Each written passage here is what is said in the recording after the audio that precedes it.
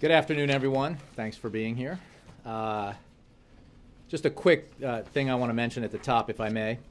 Today, the Senate Judiciary Committee voted to send the full Senate two more important pieces of the President's plan to reduce gun violence. Providing districts with resources to make their schools safer and closing loopholes that allow felons, the mentally ill, and others who should not have guns to avoid background checks are important measures that will help save lives. We look forward to continuing to work with Congress on this and on the other important pieces of legislation that are part of the President's comprehensive plan to reduce gun violence. And with that, I'll go to your questions. Darlene. Thank you, Jay. I wanted to start off by objecting to the decision this morning to limit the President's remarks to just the print pooler and not a broader pool. I take your objection. I think it was live streamed, so everyone in America with electricity and a computer could see it today. I'll second it because I think if it's live stream on whitehouse.gov, we should allow the TV cameras in as well. I take your objection. Thank you. I mean, we also don't want to see a situation where live streaming sort of takes the place of us actually being. Well, you know that's certainly not the case, but I appreciate the point. Jay, what was the reason for it today? Again, we made a decision based on the fact that it was live streamed. There's a print pooler there, or was there, and it was available for everyone to see. Many events have been live streamed, and you let the pool in and any other reporters with hard passes in. Why the change this time? Again, I think it was just because of the logistics of this and the fact that it was live streamed and the print pooler was sent. I would not read anything bigger than the decision today into today's decision. On the gun vote in the Senate Judiciary Committee, how will that factor into the President's discussions today with the Senate Democrats? I think it's safe to say that when the President meets with Senate Democrats, as he will in a little bit, he will discuss an array of topics. I think he will commend the Senate Democrats for their focus and persistence in making sure that the Violence Against Women Act was reauthorized, and the President was very glad to be able to sign that. He will focus on the work that Senate Democrats have done with Senate Republicans to advance bipartisan, comprehensive immigration reform. He will, I'm sure, as you note, Darlene, talk about the progress that Senate Democrats have made towards the goal of bipartisan measures to reduce gun violence in America. And he will certainly discuss,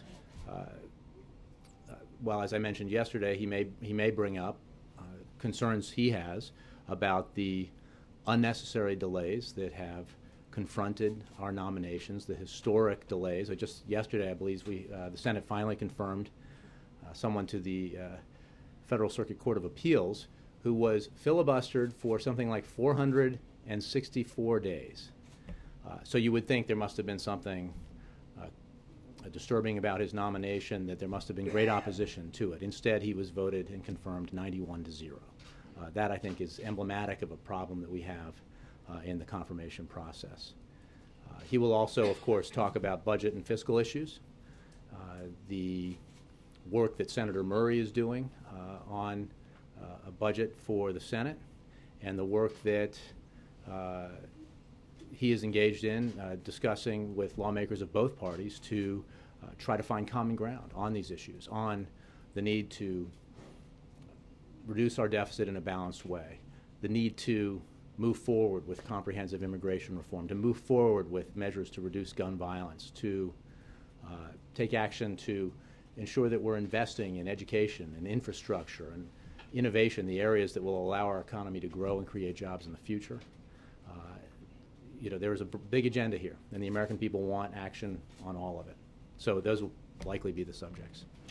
Yes. So the Ryan budget, is there anything in there that you can find that you would find positive about it that might prompt some breakthrough on a major deficit reduction deal? Well, as you know, the President had lunch with Chairman Ryan last week, as well as Congressman Van Hollen. He is engaging with lawmakers of both parties and has notably had the dinner with Senate Republicans, but the engagement is broader and deeper and continues. We put out a statement today. I put out a statement about our view of the Ryan budget, And the president certainly believes that Congressman Ryan is sincere in what he believes his budget represents in terms of policy priorities, and he commends Congressman Ryan for the effort. But there is no question that the Ryan budget, again, represents a series of policy choices that this president profoundly disagrees with.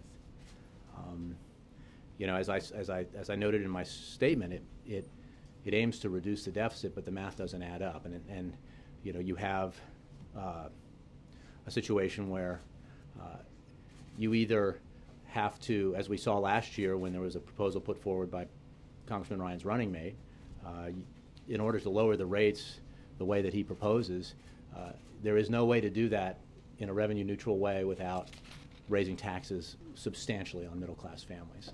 There is simply no way. Outside economists made that clear last year. The problem is more severe with this budget because the fact is that Chairman Ryan takes as his baseline the increase in rates for the wealthiest Americans that was achieved through the fiscal cliff compromise, and instead of going from 35% down to 28%, which is what Governor Romney proposed in his tax reform plan that was untenable and would have resulted in massive tax hikes for the middle class, Chairman Ryan would make that cut from 39.6 to 25%, and the result would be even more punishing for middle class Americans. On the other side, again, I guess it's, we look at the Ryan budget as a perfect example of why balance is so necessary, because this is the alternative to balance. It results in unfair tax hikes on middle-class Americans, and it results in an undue burden on middle-class Americans through the cuts envisioned, either on education or investments in infrastructure and elsewhere in innovation. And those cuts, of course, harm our future long-term, our future growth. But then on the entitlement side, voucherizing Medicare is an option the public, I think, overwhelmingly rejected last year, rejected the year before, does not believe is good policy. But beyond public disapproval, it does nothing to deal with the fundamental problem here, which is rising health care costs. It actually exacerbates that problem, but shifts the burden from the Medicare program to seniors, asks them to pay the difference. And that doesn't obviously keep true to the promise of the guarantee that the Medicare program represents. So we see a lot of differences there, there's no question. But the president does believe that there is a consensus in America about the need for a balanced approach. There is a consensus, a majority, certainly consensus in the Senate about the need for a balanced approach. So Senate Democrats, House Democrats, the president, the public, and a lot of Senate Republicans have expressed interest in a balanced approach. So for that reason, the president believes there is cause to continue the effort to try to find common ground and compromise. You cited a number of things that the president will say today. Is up on the Hill, is he going up there to give a speech, or is it a conversation? I think it's a conversation, but he'll certainly have some things to say at the top, and he'll interact with members, as he will, I believe, in his other meetings with both Democrats in the House and Republicans in the Senate and the House. Yes, Jim.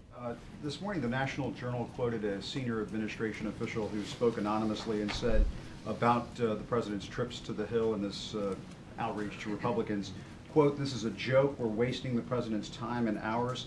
I hope you all, in parentheses here, in the media are happy because we're doing it for you." Is this a show? Does the president feel this is a joke? I saw that story, Jim, and I appreciate the question because I have no idea who said that. But I can tell you that opinion has never been voiced in my presence, in the president's presence, in the West Wing. It does not represent the president's view. It does not represent the White House's view, and it does not represent the administration's view. And did you talk to the president personally about this to make sure that this was not his view? I've talked to the president every day about this very issue, and the answer is he believes strongly that it is important to engage with lawmakers of both parties in order to find common ground so that we can move forward not just on our budget issues, but on the other issues that confront us. And there is great opportunity to do that. We have seen progress on immigration reform. We have seen progress, as I mentioned at the top, in the Congress, in the Senate, on efforts to reduce gun violence. We need to make progress on enhancing our energy independence. We need to make progress on rebuilding our infrastructure because it puts people to work now and it makes us more competitive economically in the future. And there is reason to believe that we can do that. We're not naive. There are disagreements and obstacles, but the President is at the head of this effort because he believes deeply in it. And that comment, again, I'm not sure who said it, I have no idea, but it does not represent in any way the President's view or the views of this White House. And about the Ryan budget, it does away with the President's signature, legislative achievement, healthcare reform. And I was just curious, does the President view or does the White House view that as bargaining in good faith? Well, again, I think the President believes that Chairman Ryan is sincere in his views. I think many delusional. Is well, that I think a it word has you been. use? The House Republicans have voted more than 30 times to repeal Obamacare. That seems at some point to be time not well spent. And the President believes it's important to expand health insurance coverage to the millions of Americans who will be covered because of the Affordable Care Act. And we have been moving forward with implementation of the Affordable Care Act, working with states around the country on establishment of exchanges, working with states around the country on the expansion of Medicaid coverage, and working with governors of both parties, as you know. There has been some news in that regard just recently. So,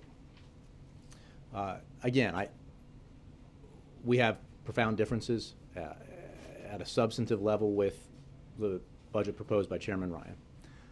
It is, in many ways, a reiteration of his proposals of the past. The biggest difference is that he's able to take advantage of, for baseline purposes and at least deficit reduction on paper, the revenue increases that he opposed but the President put forward, and the Medicare savings that he opposed and the President put forward. But what it doesn't do is plausibly deal with deficit reduction in a way. I mean, there's a choice here. Either you reduce the deficit or balance the budget, as he says, by having to raise taxes on the middle class, and voucherizing Medicare and all the other deep cuts and unnecessary programmatic changes that are included in there, or you don't actually reach deficit reduction. I mean, there's no, or both. You do both, and you still stick it to the middle class. So, we did on the issue of the tax reform. We did go through this last year, and it was widely viewed when it was proposed by Governor Romney as untenable because you simply can't find $5 trillion in loopholes and deductions only from the wealthy and well-connected through tax reform to make it revenue neutral to achieve the kind of tax rate reduction that Chairman Ryan and Governor Romney envisioned last year with Chairman Ryan. Chairman Ryan envisions this year. It's not mathematically possible. So the result is that the middle class ends up paying, and the middle class ends up paying for tax cuts that disproportionately benefit the wealthy. I mean, after all, those in the top bracket would see something like a 37% pay cut. I mean, tax cut, 37% tax cut from 39.6 to 25%. That's pretty hefty, and it doesn't reflect the principle that the President has put forward that we need to ask the wealthy to contribute to deficit reduction, and that's a position that the public widely supports. John. You've talked about the need for balance many times and pointed out the President has put out some entitlement reforms, and that's a critical part of balance. Do you hope that when the Senate Democrats release their budget tomorrow, that it has entitlement reforms along the lines of what the President has proposed? Well, I will wait for the budget to be put forward and Senator Murray to do that. We do expect it to be balanced, to have the principle of balance inherent in its proposals. If it's not and I don't expect it will be in agreement on every item of the president's proposal, but it will be consistent with the president's balanced approach, we expect. But will it fall short if it doesn't have entitlement reforms, if it doesn't have the kind of things that Again, I think put out there? I haven't seen it yet, and I would wait until it's put forward, but I would simply say that it will be consistent in terms of balance, we expect. That is where it would strongly be differentiated from the House Republican budget. And the President commends Senate Democrats for pursuing a budget that includes the balance that he believes is necessary, the public believes is necessary. The Bowles-Simpson Commission has long since made clear is necessary. And so we look forward to working with Senate Democrats and Senate Republicans and everyone on Capitol Hill, including House Republicans and House Democrats, in hopes of achieving a compromise that achieves that has within it the balance that is essential, because that's what's so instructive about the budget proposal from Chairman Ryan, is that it really does make the case for balance. Because if you don't have balance, if instead of asking the wealthiest to contribute to deficit reduction, you say we'd like to give the wealthiest a huge tax cut, the result is that everybody else, the burden is doubled or tripled on everyone else, and that just doesn't seem fair. And it's also not good economics. When you say balance, you don't mean balanced. I mean a balanced approach to deficit reduction that includes asking everyone to pay their share. No, what the President's budget proposal will do, as his previous proposals have done, is achieve the economically important goal of bringing our debt to GDP down below 3%.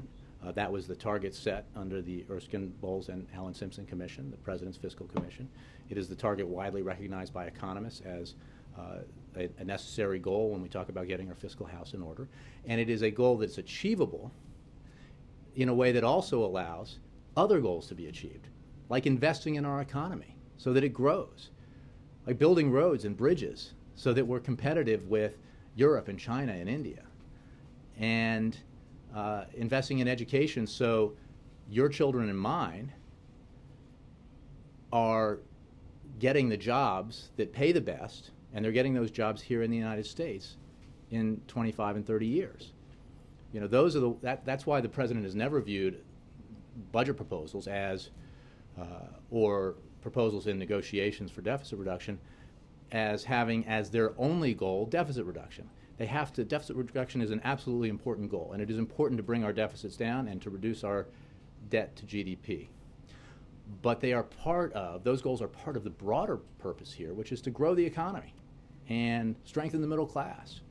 And if you achieve one without the other two, you have not done right by the middle class of the country, and you probably have undermined the future economy of the United States. So that's why the President's focus has been on balance, on the important goal of deficit reduction. He has signed into law, as you know, John, $2.5 trillion in deficit reduction thus far, and he looks forward to working with Congress to bring that total to beyond $4 trillion, which in turn, if done in a balanced way, will achieve the goals that I just laid out. Okay. Major. Following up on Jonathan, would the President be disappointed if Senate Democrats did not include one of the reforms that you often talk about from this very podium on entitlements? Superlative CPI or change CPI? The President has a proposal that he made to the Speaker of the House. Endorses it on your party. Does it also suggest it has Well, a political radioactivity to it that people are afraid to touch? I think that the question supports what I've been saying all along, which is that the President's proposal includes items in it that are very tough choices for Democrats to go along with, A. B, that stands in stark contrast to proposals in a Republican budget that makes the tough choice of voucherizing Medicare while giving tax cuts to the wealthy. But if nobody is willing to vote for that, well, what's the point of it? First of all, I think you're talking about a process that has the Senate putting forward a budget, and the House putting forward a budget, and the President putting forward a budget, and hopefully through regular order, which leaders of both parties have said they would like to see, and which the President would like to see, we will see a compromise that results in a balanced package of deficit reduction that allows the economy to grow and to continue to create jobs. And that will include tough choices for Democrats on the entitlement side and tough choices for Republicans on the revenue side. And you're getting down into the weeds of process. You and I both covered the Hill, and that's fun stuff. But the president's looking at a higher objective here, which is to work together with lawmakers of both parties to find that common ground and compromise that is essential if we're going to move forward in a way that helps our economy, reduces our deficit, protects seniors, strengthens the middle class. In the preamble to his budget, Paul Ryan says it is economically essential to get to balance. Does the White House believe that balance, meaning zero, no deficit, is economically irrelevant? No. We believe that the economically important goal, as economists have said repeatedly, outside independent economists, as well as the much venerated Erskine Bowles and Alan Simpson Commission, is the achieving the goal of reducing our debt to GDP ratio to below 3%, and the president's proposals do that. The president's budget will do that. The goal of balance is worthy, and it should be pursued, but it should not be pursued if it is done in a way that does harm to the economy, does harm to senior citizens, does harm to the middle class, and gives short-term benefits to the wealthy, because in the end everybody suffers if the American economy is weaker because of an implementation of a budget proposal that's so profoundly unbalanced that it does not allow for the growth and expansion of the middle class. You made a reference a moment ago to Ryan's budget. Are you saying he is tacitly admitting in that budget, without saying so publicly, that the tax increase and the revenue from the health care law make his job easier? Well, I wouldn't put words into his mouth, but it's my understanding that he includes the, as part of his baseline, the revenue achieved through the fiscal cliff deal, the ATRA, and that means the revenue achieved from raising the rates on the wealthiest individuals that the president fought for. And it achieves the savings in the Affordable Care Act that the president put forward, the Medicare savings, getting rid of waste, fraud, and abuse, and reducing payments to insurance companies, subsidies to insurance companies, and the like.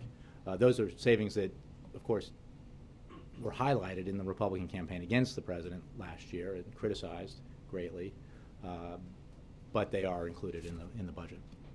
Yes. On balance, the president talks a lot about everyone paying their fair share. The IRS has a report out claiming that 312,000 federal employees owe over $3 billion in federal taxes. And that includes, I believe, 40 employees of the executive office of the president. Is the president going to make sure everybody here, everybody in the federal government is paying their fair share? Well, the president believes that everybody ought to pay their taxes. And for details on the report, I would refer you to the IRS. But absolutely, the president believes everybody ought to pay their taxes, and I believe the IRS is the place to go for more specifics. In terms of the Ryan budget, how can you attack the Ryan budget when you are standing here without an Obama budget? Well, Ed, I appreciate the question. The president will be putting forward a budget in the next several weeks, probably the week of April 8th, I would expect.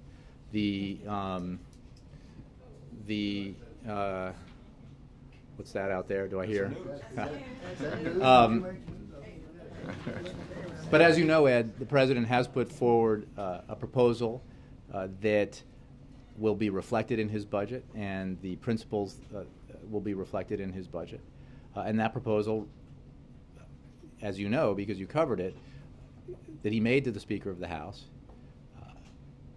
demonstrated his willingness to find common ground with the Republicans on both revenue and entitlement cuts, demonstrated his seriousness of purpose, demonstrated his belief that balance is essential in our pursuit of deficit reduction. That offer has been on the table ever since he made it to the Speaker, and sadly the Speaker has not taken it up. In fact, he declared he would never negotiate with the president again, which was a rather stark proclamation. I'm glad you mentioned the president's proposal. It is on the White House website, as you said many times. Print it out to make sure I have it. But just last question on this. It says, for example, this is the president's proposal to Speaker Boehner, $100 billion in cuts to defense discretionary spending. As you understand, that's not really a budget, though, right? Because we don't know where the $100 billion in cuts will be. Which programs of the Defense Department does he want to cut specifically? Well, I appreciate the opportunity to provide the budget in advance, but we have provided in the president's this week. Have you looked at the Ryan budget? Can you find a single item in tax reform, a single loophole closed to achieve $5 trillion. $5 trillion, man, that's a lot of money. Not one. I challenge you to find any entitlement reform in the Ryan budget beyond the adoption of the president's means testing proposal. Come here and defend What his I will plan. tell you However, is the that there is president's ample plan we don't detail. have. There is ample detail in the president's previous budget, which goes into his defense, the levels he calls for defense spending that are consistent with the national security plan laid out by his national security team. The budget the president puts forward will have the detail that presidential budgets tend to have, which are unfortunately lacking in the House Republican budget. Yes, Kristen. Okay, thanks. The Ryan budget also calls for moving forward with construction of the Keystone XL pipeline. Given that the State Department has said the pipeline won't have a serious impact on the environment, will the president now give that project the green light? I have no updates for you on that. That's obviously an assessment that is housed at the State Department. There are a series of steps that are taken, as I understand it, by the State Department. The assessment that you mentioned is one of those, but that process is ongoing in keeping with years of tradition when we talk about trans-border pipelines, as this one is. And when there is an announcement to make, we'll be ready to announce it. Well, taking it another way, is this a potential area of common ground, given the State Department's? Well, again, I would set aside, and I have nothing to say to project about an announcement that is not ready to be made, and it is part of a process that is undertaken at the State Department. I will make the point that since this president came into office, we have dramatically increased our domestic energy production. We have dramatically reduced our imports of foreign oil, and we have dramatically expanded the production of renewable energy and investments in clean energy technology, all of which represent the president's all of the above energy approach, an approach that will allow us to become increasingly energy independent, will assist in the effort to create high-paying, quality jobs in cutting-edge industries of the future in the United States, and that will allow us to, in the future, withstand the shocks caused by fluctuations in global energy prices, global oil prices. We are experiencing elevated prices right now, and this is another reminder of why we need to pursue the kind of comprehensive all-of-the-above approach that the president has pursued and which has yielded results. He will continue to pursue that in his second term. And just to go back to the timing of the budget, which you've now confirmed will come out in April, Senate Minority Leader Mitch McConnell said today that the president's plan to submit his budget in April would be like dropping a bomb on the legislative process. What's your reaction, and how does the president not in some way negatively impact the legislative process? I have no doubt that any time the president introduces his budget, that perhaps Senator McConnell or some other Republican will say it was wildly inappropriate or inconvenient to do it that day or that week or that month. Let's just stipulate that. When the president introduces his budget, it will be an important contribution to what we hope will be a process of regular order where a compromise is reached that embodies the principles of balance when it comes to deficit reduction that the president supports, that Senate Democrats support, House Democrats support, a lot of Senate Republicans support, the vast majority of the American people support, and that enables us to deal with these important issues even as we're dealing with other challenges like comprehensive immigration reform, like reducing gun violence, like investing in education and innovation and infrastructure. Because these are our fiscal challenges are important, and our budget priorities are very important, but we have other priorities too, and the American people expect us to be working on all of them. Peter. Thank you, Jay. You mentioned the White House doesn't believe that this sort of outreach is a waste of time. But we've heard the president talk about the limitations of personal diplomacy. He mentioned his golf game with Speaker Boehner and noting that deal didn't really come of that. So what is the White House view? Is it that personal diplomacy and engagement can be helpful in the legislative process? Or is it that partisanship in Washington is just so deep-rooted that it's really unrealistic to think that that kind of outreach can break through those barriers? The president believes that personal engagement is important, that relationships are important, that conversation and discussion are important. And he is engaged in that process, as he was in a series of negotiations with Speaker Boehner and Senator McConnell and others, and as he was throughout his first term on different issues. But he is engaged, as we've noted, in a sort of more intensified process of consultations with lawmakers, Republican lawmakers as well as Democratic lawmakers, because he believes that there are circumstances now, partly born of misfortune, the decision to embrace the sequester by Republicans, but out of circumstances that allow for the time and space, if you will, for serious conversation and debate within the regular order process to try to move forward on these budget issues, and to hopefully create an environment or improve the environment when it comes to bipartisan cooperation on these other issues. I mean, I think I noted yesterday that it is worth standing back and assessing the landscape here and acknowledging that despite our partisan differences, there is important quality work being done by Republicans and Democrats together on some very important issues. And that extends beyond deficit reduction and budget issues into immigration reform and gun violence and other areas. So the President believes this is an important process, and he has enjoyed his consultations thus far. He's looking forward to his meetings with the conferences and caucuses this week on Capitol Hill, and that process will continue. Yes. We've been hearing from various sources, Jay, what the President has intended to be delivering in terms of his message to the leaders in the Middle East next week.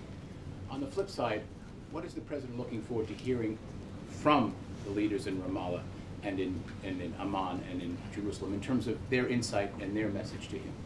Well, the President looks forward to all of his meetings on his trip, and I don't want to get ahead of it. I'm sure we will be doing, as we have traditionally, a background briefing prior to the trip to fill you in on more details of both the program and what we expect from the trip. But the President will hope to hear from the leaders he meets with, assessments of all the issues that are top of the agenda when you consider Israel, the West Bank, Jordan, and the leaders that he'll be meeting with. But I don't have anything more specific for you than that. How will the President measure the success of his trip?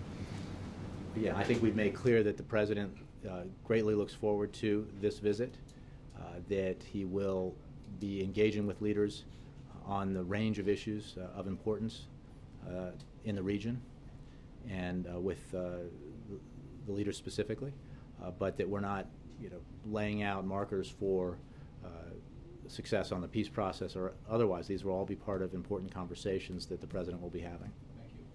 Mara, and then Scott. You said earlier that the Ryan budget will result in tax hikes for middle-class Americans. He envisions a 25% top rate and a 10% rate. Correct. So where are the tax hikes? Well, as you remember, I thank you for the question. I was probably using shorthand, and I shouldn't have. Last year, when Governor Romney put forward a proposal to reduce a tax reform proposal that would have cut rates not quite as far, but I believe the top rate to 28% and the other rate, I forget what. John, do you remember? Anyway, 2 rates, but not quite as low as Chairman Ryan, and 28 was the top rate. There were assessments done by outside economists that made clear that the only way you could achieve the goal of that tax reform being revenue neutral, lowering those rates so dramatically and somehow making it revenue neutral when you're making these massive tax cuts, would be to, through tax reform, stick it to the middle class to the tune of more than $2,000, eliminating deductions and the like that middle-class Americans depend on, whether it's deductions for health insurance or education or home ownership. So you're saying their net taxes will be higher in Absolutely. the end? There is no question about it. Absolutely, yeah, by significant amount. When it was the Romney plan, it was $2,000 on estimate, the Tax Policy Center, I believe, assessment.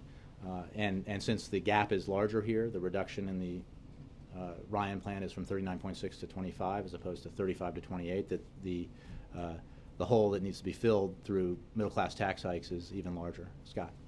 I'm just curious about what specifically the President talks about when you say he talks to the Hill about energy independence. Is it spending more money on developing an American green economy? Is it other increasing natural gas exports? Can you be a little, is it climate change related? What exactly is he saying specifically? To torture you with a phrase, it's all of the above. It's that the president has embraced increased development of our traditional forms of energy. That includes, our remarkable strides in development of natural gas, as well as increased development of oil.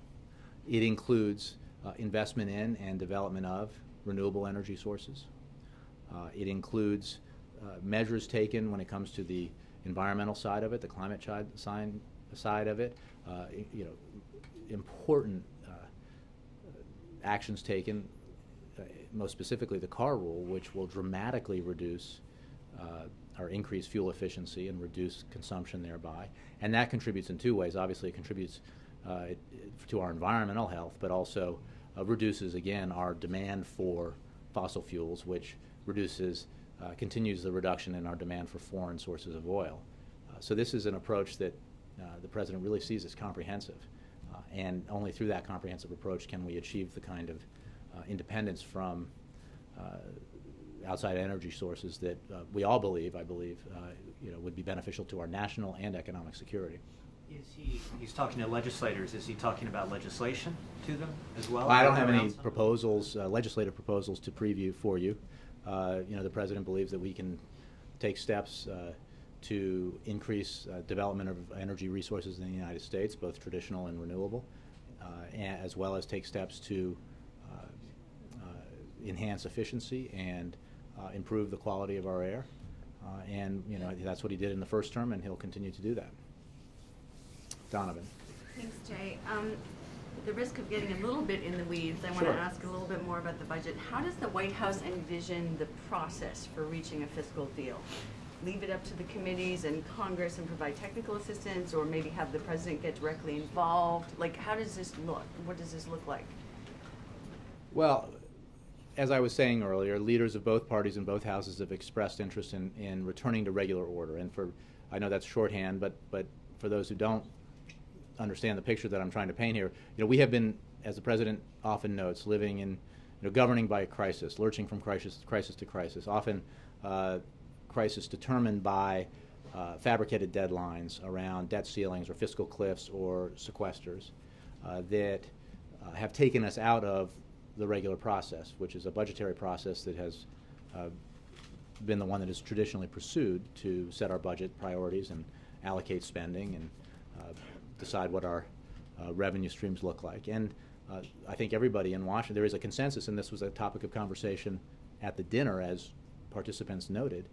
There is a growing consensus about the desire and need to return to normalcy, to regular order. And through that process, through a budget produced in the Senate and a budget produced and passed in the House, and the president's budget, that we can come together and find agreement on a budget that, in the president's views, hopefully will represent the will of the American people as reflected in data that we see every day, as reflected in the election. And that is, for a balanced approach to deficit reduction that doesn't, in the name of deficit reduction, slash our investments in education or in innovation or research, because these are things, this is eating your seed corn. This is doing that makes the future less bright economically for the whole country. So we need to make wise choices when it comes to deficit reduction, and wise choices when it comes to spending cuts and spending investments. So just shorthand, regular order, a return to normalcy. That means basically. I thought I explained it with great detail, but when the president will be engaged in this process, the White House will be, the administration will be, but obviously that this is something that it legislatively moves through Congress. And I want to say all this and make clear that I am not being naive about the challenges that clearly remain. The president's position is clear. The president has put forward proposals and will continue to put forward proposals that represent balance, that represent tough choices for him and for Democrats, that compromise on the issue of revenues as he has done in the past, but achieve that balance because it's necessary. He is engaging with Republican lawmakers, trying to find common ground around the idea that we can do entitlement reform and tax reform together in a balanced way, the way that the American people want. But it remains to be seen if the result of this embrace of regular order and embrace of common ground is, an achievement that fits the bill here, which is a resolution, a budget that reduces the deficit in a balanced way, hits the target of $4 trillion plus over 10 years in deficit reduction, allows for the investments that are necessary to keep our economy growing, protects middle-class Americans and seniors. We'll see. We are mindful of the challenges, but we believe there can be and should be common ground and compromise. Yes? In the run-up to the President's Middle East trip, he's been meeting with American Jewish leaders and now Arab American leaders. One of the participants in the Arab American group's meeting said this is the first meeting of its kind that they've had with the President. Why has there not been one before this? Well, I'm not sure that's the case, but I will take your question. The President has been engaged with leaders of different communities throughout his presidency, both in the first term and now in his second term. It's entirely appropriate in advance of this trip to have these meetings, and they were both very productive meetings and helpful to the President and hopefully helpful to those who participated in hearing the President's views about the various issues that will be discussed on his trip. April? What did he hear that will help him on this trip? Well, I don't want to read out a private meeting, but the President values greatly insights provided by, in this case, both Jewish American leaders and Arab American leaders in these meetings, as he does appreciate the outside advice and observations that he receives on a variety of issues. April? Jay, has the President received a letter from CBC Chairwoman Marsha Fudge about the President's lack of nominations of African Americans to cabinet posts in his second term? I believe we have received that letter, and I can tell you that the President is deeply committed to diversity in his cabinet and to ensuring his administration reflects the breadth of our country.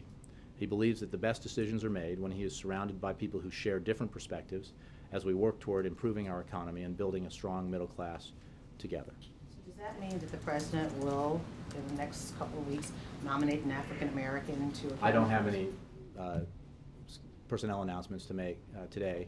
When the President's ready to make announcements, he'll make them. What the President said about this, because she's made it clear in her letter that many African Americans around the country are calling into the CBC offices very upset because they supported him overwhelmingly, and they have yet to see an African American nominated to a cabinet post right now. So. Well, again, I don't have any personnel announcements to make. There are obviously still appointments the President will be making, and I can tell you, as I made clear at the top, the President is committed to diversity. He believes that having a diverse cabinet and a diverse set of advisors enhances the decision-making and deliberation process for him and for any president.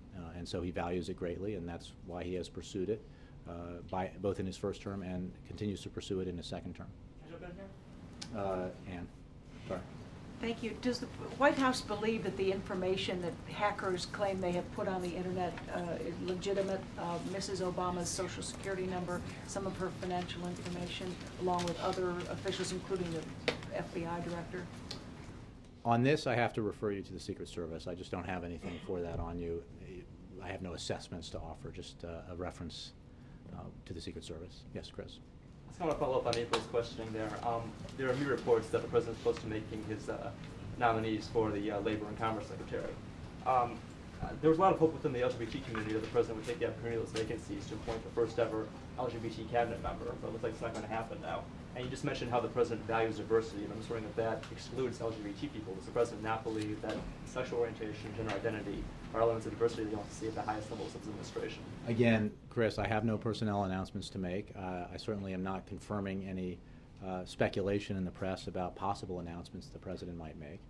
I would refer you again to what I said and what the President has said about the value he places on diversity, and encourage you to, assess the diversity of his appointments once they've all been made. But is Again, I think I don't have any. You're asking me to make a statement about appointments that haven't been made, and I'm not going to do that. I'm not going to get ahead of the President. Well, basically, make a statement on a value. Does the President believe that the President values diversity? And is sexual orientation and gender identity part of that diversity? Absolutely, and the president values diversity. Roger. Back to the Export Council this morning. The council has long favored a territorial tax system, and I know the president has disagreed with them in the past. Is there any reevaluation going on within the administration on a territorial tax? Yeah, I certainly don't have anything new for you on that. I think what the president has said about this represents his views, but I don't have anything new for you. The president believes we need to reform our corporate tax code, but I don't have anything new from what we've said in the past about it. All the way in the back. Thanks, Jay. Two questions, one foreign, one domestic. First, foreign. The U.S. and South Korea are engaged in joint military exercises right now. When those conclude, is the president seriously considering leaving behind any assets like nuclear armed sub or anything to assist with any deterrence against North Korean provocation? Well, that's a speculative question, A. B, it's not a question that I think I can answer from here. I would just tell you that these are military exercises that, like all combined forces command exercises, are defense-oriented and designed to enhance readiness and ability to respond to any potential contingency that could arise. I mean, you heard me talk yesterday about our view of the provocative rhetoric emanating from the DPRK. You heard me talk about the actions taken at the United Nations Security Council in response to North Korean behavior and decisions. And we continue to work with our allies on this issue, but I don't have any defense posture announcements to make from here. And then on the budget, on its face, it looks like the president is waiting for the Democrats to come out, the Senate Democrats to come out with their plan that's unpalatable, the Republicans in the House to come out with their plan that's unpalatable, and then come out in April with his own compromise plan that They would will be be more palatable. entirely palatable. But that's out of regular order when the law requires the president to put a budget out in February. So is it worth ignoring the law in order to own the compromise? Well, I think it is worth getting to yes if there are Republicans willing to get to yes, if that's your question. I don't think that the timing of the budget is reflective of that goal, but I think the goal here is to find willing partners who embrace the idea of a balanced approach to deficit reduction, as well as who embrace the idea of bipartisan cooperation in tackling some of the other challenges that won't be solved if we don't do it in a bipartisan way. So, Would you admit that regular order involves the president presenting a budget in the first week of February? I think that the president's budget will be a useful and valuable contribution to a process that, at least potentially, could result in a bipartisan compromise that achieves balanced deficit reduction, that includes the essential investments in our economy that allow it to grow and protect the middle class, and that would be part of a process. Again, this is in an ideal world that will see bipartisan cooperation on not just these issues but other issues, because the American people really expect that and want that, and the president is focused not just on deficit reduction and budget matters, but on the other things that we can do together in Washington that will help the country, help the economy, and help the middle class. Thanks all.